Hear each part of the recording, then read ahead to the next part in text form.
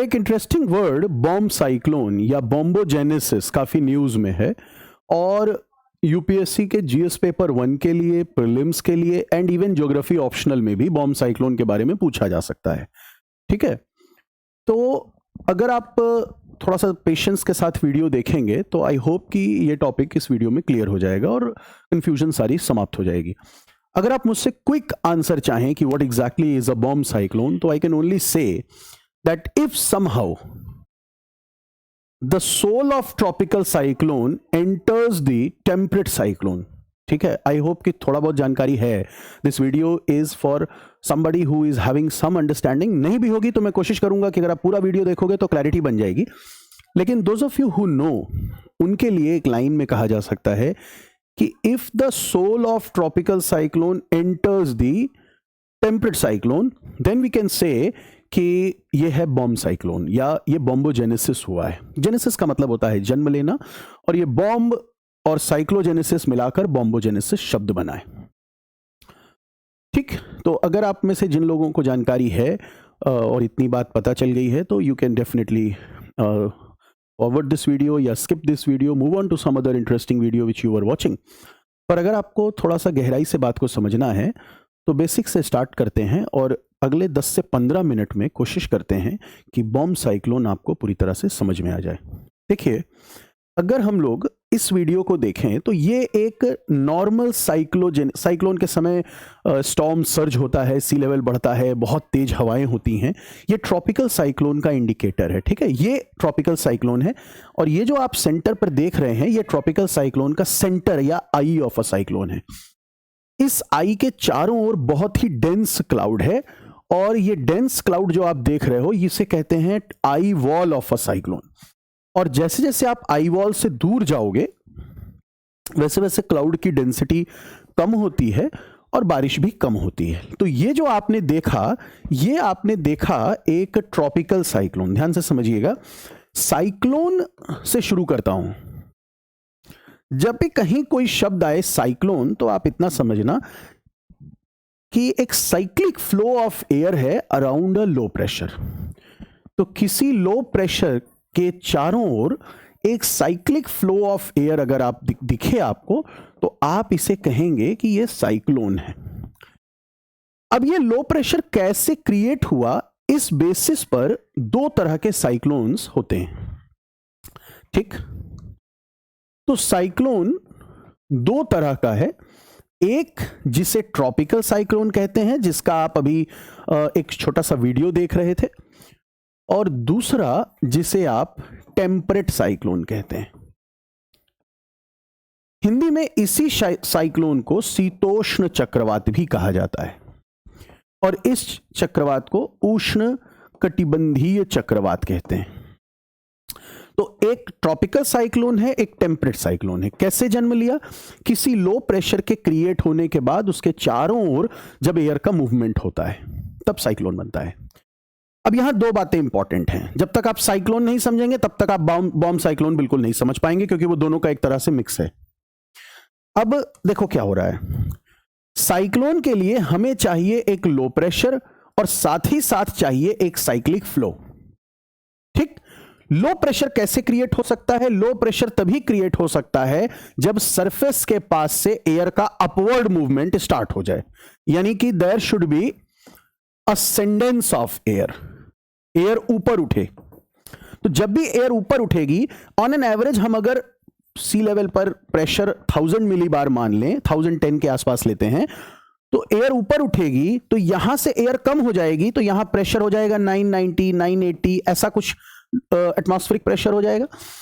इसी को हमने कहा लो प्रेशर। अब इस लो प्रेशर की तरफ चारों ओर से एयर का मूवमेंट होगा गैप को फिल करने के लिए।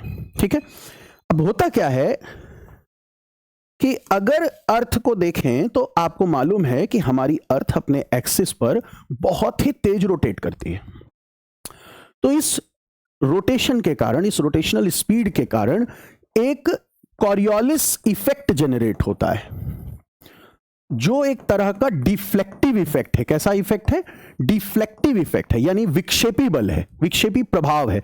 तो जब भी पवन या विंड्स किसी भी डायरेक्शन में चलेगी तो वो अपने दिशा में नहीं जा पाएगी, वो डिफ्लेक्ट हो जाएगी।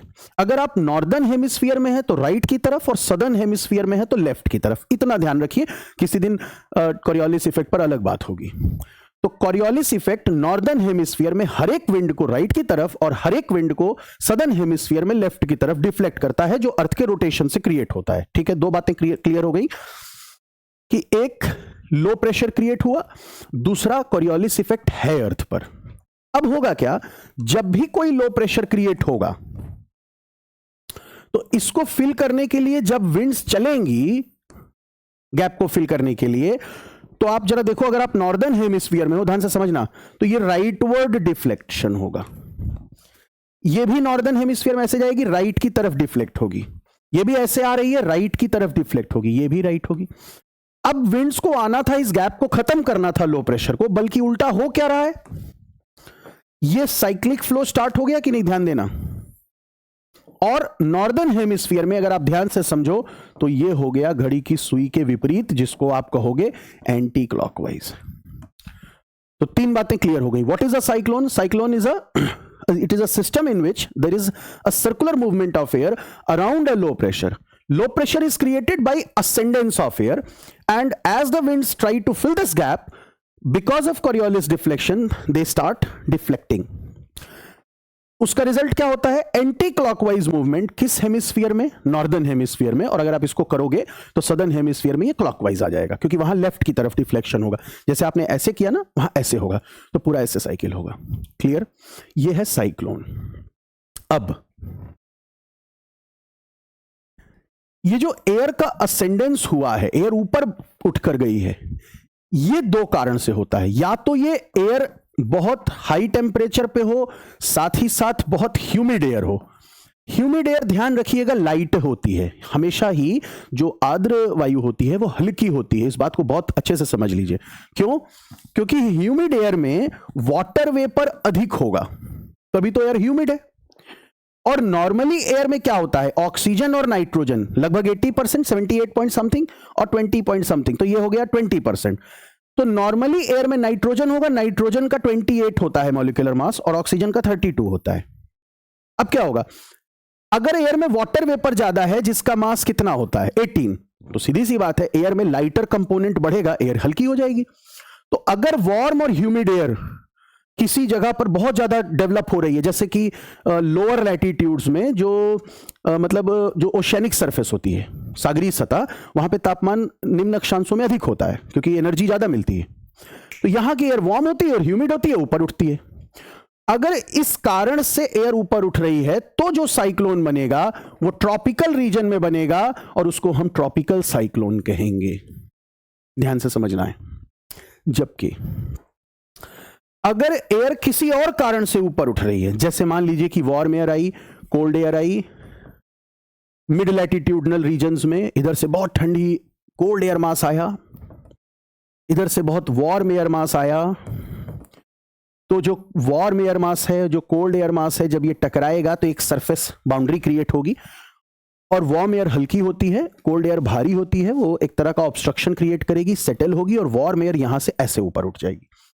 जब इस बाउंड्री पर, जिसको हम फ्रंट बोलते हैं, वार्म एयर का असेंडेंस होता है, तो इससे जो साइक्लोन बनता है उसको हम फ्रंटल साइक्लोन कहते हैं। बहुत शॉर्ट में बता सकता हूं, नहीं तो 2-2 घंटे इसी टॉपिक पे लगेगा। तो जब भी इस तरह से असेंडेंस हो तो उससे साइक्लोन जो बनेगा उसको फ्रंटल साइक्लोन कहेंगे। ये आप समझो 40 डिग्रीज 60-65 डिग्री लैटिट्यूड्स के आसपास की स्टोरी है। और ट्रॉपिकल साइक्लोन जो है लो लैटिट्यूड की स्टोरी है। ठीक, तो दो तरह के साइक्लोन बने, लेकिन ध्यान रखना है असेंडेंस तो दोनों में हुआ, विंड्स चारों तरफ से आएंगी, वो दोनों में होगा, कॉरियोलिस सब में चाहिए। लेकिन होता क्या है, जब भी टेम्परेचर यानी ओशियानिक सरफेस के ऊपर जब भी वार्म प्लस ह्यूमिड एयर का असेंडेंस होता है, तो ये असेंडेंस बहुत ह्यूज अमाउंट में होता है। यानी जब इस तरह की एयर क्रिएट होती है ना, तो बहुत बढ़िया से असेंडेंस होता है। और यहां पर जो साइक्लोन बनता है उसमें जो लो प्रेशर होता है वो काफी लो होता है। मतलब अगर नॉर्मल प्रेशर 1010 मिलीबार है तो आप समझो यहां 900 तक हो सकता है, 900, 920, 930, 940, 950, 960, 70 ऐसे होते हैं, यानी ठीक ठाक ड्रॉप होता है प्रेशर में। कई बार 900 मिलीबार से भी कम प्रेशर हो सकता है, यानी बहुत लो प्रेशर होगा। अब आप खुद सोचो, अगर लो, पिछले वीडियो में मैंने बताया भी था कि अगर प्रेशर ग्रेडियंट बहुत ज्यादा है, यानी प्रेशर का डिफरेंस बहुत ज्यादा है, तो जो विंड स्पीड होगी वो बहुत स्ट्रांग होगी।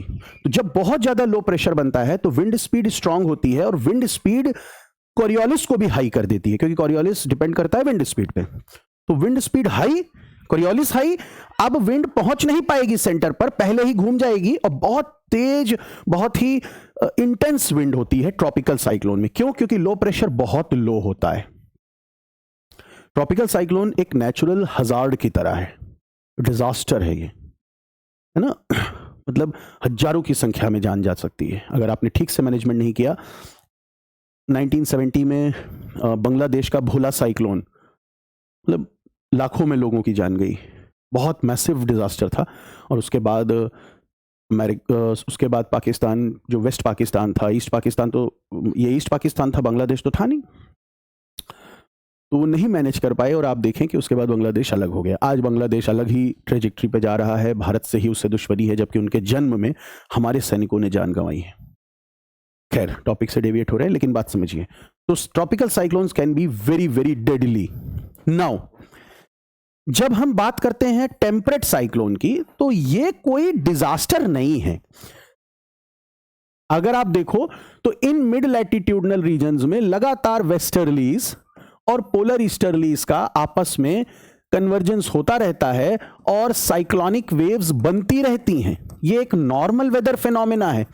चाहो तो बहुत अच्छे से कह सकते हो, और अच्छे से समझाने के लिए, कि टेम्परेट साइक्लोनिक वेव्स जनरेट होती हैं, ये बनता रहता है, ये सामान्य कॉमन वेदर फिनोमेना है। बारिश ही इसी तरह से होती है मिड लैटिट्यूड्स में। अब क्या हुआ, बॉम्ब साइक्लोन क्या है? तो इस नॉर्मल वेदर फिनोमेना में जब ट्रॉपिकल साइक्लोन की आत्मा का प्रवेश हो जाए, तब जाके बनता है बॉम्ब साइक्लोजेनेसिस या बॉम्ब साइक्लोन। होगा क्या?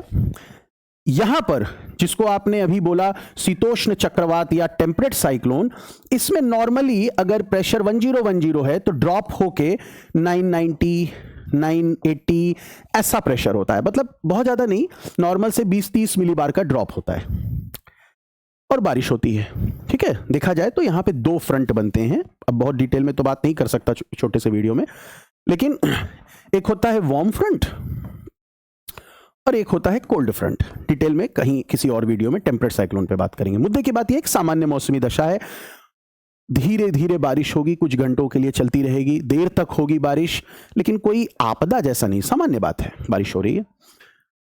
लेकिन जब इस सामान्य व्यवस्था में, अगर आप मैप में देखो तो ये है, यहां पर एक ओशन करंट है जो गल्फ स्ट्रीम है, ये गर्म जलधारा है, यहां का इक्वेटोरियल रीजन से गर्म पानी आ रहा है, और सर्दियों के समय इधर से बहुत ज्यादा ठंडी air mass, cold air mass polar region से साउथ की तरफ आ रहा है। ये वार्म एयर मास है, ये कोल्ड एयर मास है, दोनों की टक्कर हो रही है। अब जब सर्दियों में इसका टेम्परेचर बहुत ज्यादा ही ड्रॉप हो गया, तो जो फ्रंट बनता है वो बहुत शानदार बनता है। ये कोल्ड एयर मास बहुत कोल्ड, बहुत डेंस है, ऐसे में बहुत स्ट्रॉन्ग अपलिफ्ट मिलता है किसको? यहां से आने वाली वार्म एयर को, क्योंकि ये वार्म ओशन करंट है, इसके ऊपर जो एयर होगी वार्म एयर होगी। अब क्या होता है, अगर अचानक से 24 घंटे के अंदर 24 मिलीबार का एक्स्ट्रा प्रेशर ड्रॉप हो जाए, किसी भी टेम्परेट साइक्लोनिक सिस्टम में 24 घंटे के अंदर 24 मिलीबार का एक्स्ट्रा प्रेशर ड्रॉप हो जाए, तो बनता है बॉम्ब साइक्लोन। मतलब जिस टेम्परेट साइक्लोन में सामान्य रूप से प्रेशर लो प्रेशर, सामान्य लो प्रेशर होता है, वहां अब 24 मिलीबार का और ड्रॉप हो जाएगा, तो वो बिहेव करने लगेगा जैसे ट्रॉपिकल साइक्लोन बिहेव करता है, एज अ नेचुरल हैजार्ड। यानी बहुत इंटेंस विंड्स होंगी, प्रेशर ग्रेडियंट क्योंकि बढ़ जाएगा, बहुत ज्यादा बारिश होगी। ठीक, अब चूंकि सर्दियों का मामला है तो यहां पे स्नोफॉल बहुत ज्यादा हो सकती है, जब ये साइक्लोनिक सिस्टम आगे जाएगा तो यहां से कोल्ड एयर मास और आएगा और इस लेक्स के ऊपर से होके आएगा यहां पर। जब लेक के ऊपर से बहुत स्ट्रांग विंड मूव करती है तो इसको बोलते हैं लेक स्नो इफेक्ट। यहां से वेपर्स गेन करती है, कोल्ड एयर मास है, वार्म लेक्स, ये लेक्स हैं, इनको बोलते हैं great lakes.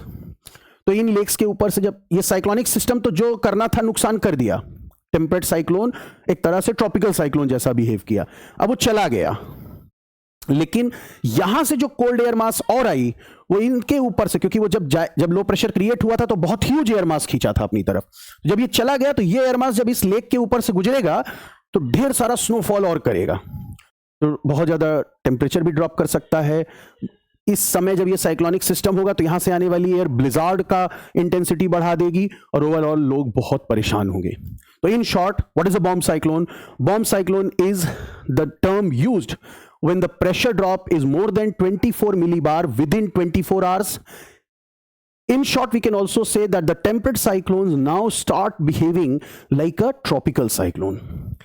Tropical cyclones summers के आसपास ज्यादा होंगे जब ओशन वार्म होगा, लेकिन जो बॉम्ब साइक्लोन्स होते हैं वो विंटर्स में होते हैं, क्योंकि वो बनते हैं कोल्ड एयर और वार्म एयर के एक कन्वर्जेंस से, और कोल्ड एयर बहुत कोल्ड होगी जब सर्दियों का सीजन होगा।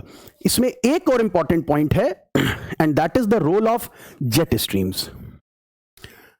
इसके लिए आपको और इस वीडियो को सब्सक्राइब करना पड़ सकता है, क्योंकि हो सकता है किसी नेक्स्ट वीडियो में मैं जेट स्ट्रीम का टेम्परेट साइक्लोन के साथ लिंक समझाऊं, कैसे जेट स्ट्रीम बॉम्ब साइक्लोन के बनने में रोल प्ले करती है। क्योंकि जेट स्ट्रीम मतलब ऊपर मूव करने वाली एक बहुत हाई स्पीड विंड है, वहां पर एक तरह से एयर वहां से सक की जाती है। तो जो लो प्रेशर आपका 24 मिलीबार अचानक से ड्रॉप होता है, वो केवल और केवल वार्म एयर और कोल्ड एयर के कन्वर्जेंस से नहीं, इसमें कहीं ना कहीं रोल जेट स्ट्रीम का भी हो सकता है, जो ऊपर से एयर खींचती है। कैसे खींचती है, क्या खींचती है, किसी अगले दिन बात करेंगे। Thank you so much.